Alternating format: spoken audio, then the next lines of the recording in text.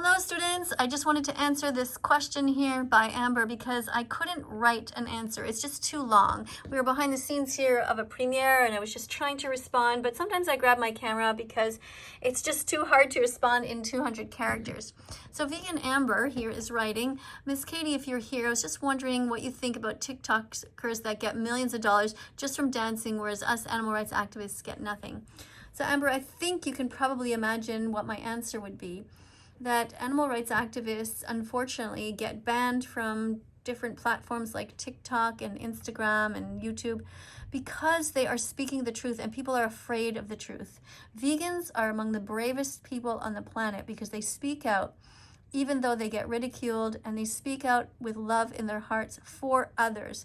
The animals will never be able to thank them because they're on the way to slaughter.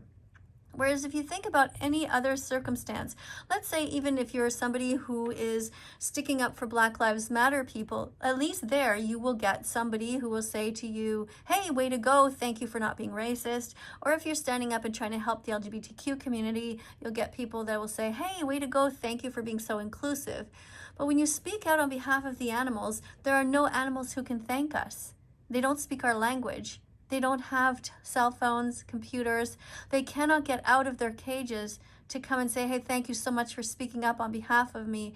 Thank you for talking about my plight. Thank you for talking about how much I'm suffering. Thank you for telling the world to please be vegan. Thank you, the pigs would say if they could. Thank you for convincing people not to eat bacon. Thank you so much, Miss Katie, for asking people to stop eating ham or to stop ordering pepperoni on their pizza. And if the cows could speak, they would say, thank you so much to you, Amber, for reminding people to drink plant-based milks instead of cow's milk, reminding people to buy soy milk or almond milk or macadamia milk or any of the other plant milks. That's what they would say if they could.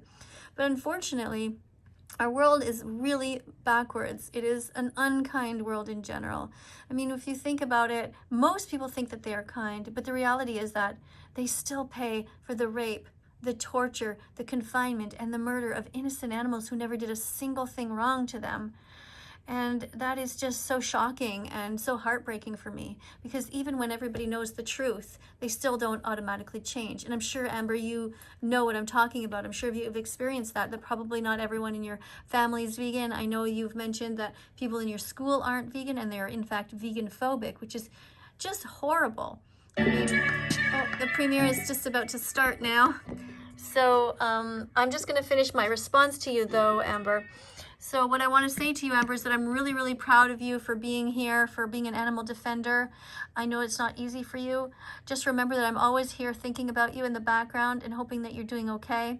I'm cheering you on every time you stand up a little bit stronger, a little bit prouder, and your voice, even if your voice is quivering, just speak your truth. Try to be patient with your teachers and your classmates because they really don't understand.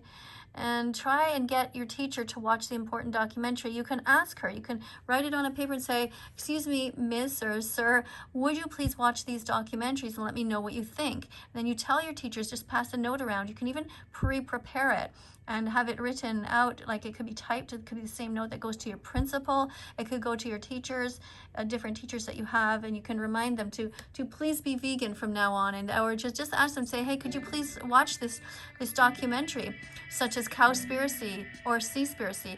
You know, they might not really even know what's going on. A lot of times that's exactly what happens, is that teachers, parents, school siblings, classmates and siblings, a lot of people just don't know what's going on. So I'm gonna let you guys go pretty soon because the video is about to start, and I wanted to make this just a really quick video to respond to you. Thank you, by the way, everyone, for 142,000 subscribers. Thank you, 111 people who are here. And Miss Katie is about to start talking. Well, actually, you know what? Let's just watch a little bit of what she says. Thank you, everybody, for spamming this wonderful food here. Thank you so much, Danica, for being here. Please don't forget to wear your uniform. Zane, wonderful job wearing your uniform. Thank you so much for that. You look beautiful in your nice blue uniform. Thank you, Logan. Don't forget we switched and we're putting the first name now at the beginning.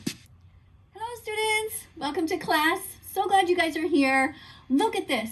We're looking at PETA Kids, which stands for People for the Ethical Treatment of Animals. We're going to learn how to save animals as usual. We're going to be great animal defenders. And we're going to look at this. Look, it's called PETA Kids Comic. Why this class refuses to do chick laying projects. Read this. Can you read it? It's super small. Oops, it says hatching. Science is cool. I just realized I said the wrong word. Not so cool science lessons like hatching projects, which involve putting fertilized eggs in an incubator until they hatch. Now, I know what you're thinking. That sounds like fun at first, right? But actually, just stay with me. You'll see why it's not right. Don't these little baby chicks look so cute? They're so cute. Okay, these projects are supposed to teach kids about life cycles, but the eggs come from deadly places like commercial hatcheries. Yeah, where the male chicks, who are considered useless in the egg industry, since they can't lay eggs, are killed. After a chick hatching project is over, the surviving chicks are usually abandoned outside or just sent back to the hatchery, where they're likely killed so they don't accidentally spread disease to the other chicks. Yeah, so it's not really right to do that. So here we have, it says here, we're going to look at a comic. Look at these. By the way, yeah, look at all these little baby chicks here. Isn't this awful that they come from these cycles of violence? I mean, can you imagine working there and you just put all these little chicks and they're just going to go into the garbage? Like, they're alive, they're cute, they're innocent. They should be allowed to live. We shouldn't be breeding animals into existence in the first place. Nobody should be eating eggs. Nobody should be eating any kind of chickens. They're sentient beings. They have a right to their life. All right, let's look at what it says here. In our comic, a student asks the teacher why they'll be using a virtual incubator instead of hatching real chicks. And the teacher tells the students to picture what it would be like to be a chick hatched in a classroom. Try imagining this and see what you think. Okay, let's do it. All right, okay, what are we doing? So the teacher says, class, today we're going to be learning about life cycles using virtual incubators. They teach you the lesson without hurting, and then the kid puts his hand up. Or her, I don't know yet. And the question is, she says, yes, Brian? And he says, my sister said her class got to hatch real chicks. Teacher says, some teachers don't realize that using animals is cruel and unnecessary for learning. She's very polite, isn't she? She's very diplomatic. She doesn't say, they're mean, they're cruel, or they're stupid. She just says, well, some teachers just don't know yet. But the reality is a lot of teachers do know, and they just don't give a fuck, which is really a shame. But some don't know. Anyway. Okay, everyone, close your eyes and imagine you are the chick who just hatched. The kids all close their eyes. And the teacher goes on. When chicks hatch in the classroom, their mothers aren't there to protect them. Aww. Little baby chick says, Mom, where are you? Help! Where is everyone? I'm scared. Mother hens carefully rotate their eggs many times a day. Without this, the chicks can get sick and become deformed or even die.